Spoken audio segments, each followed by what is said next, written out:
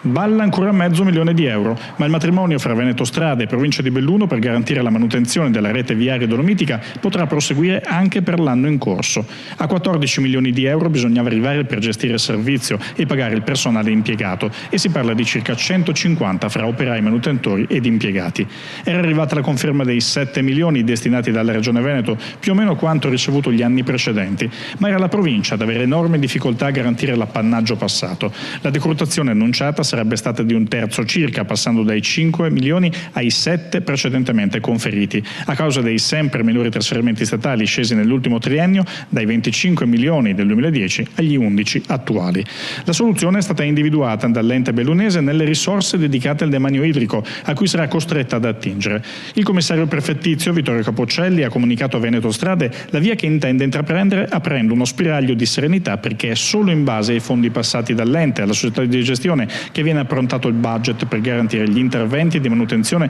ad una rete stradale sempre sotto pressione per la naturale condizione di difficoltà degli spostamenti in montagna. Anche con il €500.000 in meno della provincia le condizioni per proseguire un altro anno ci sarebbero, cercando nel frattempo la strada per non giungere ancora una volta al termine ultimo con l'ansia di non riuscire nell'impresa.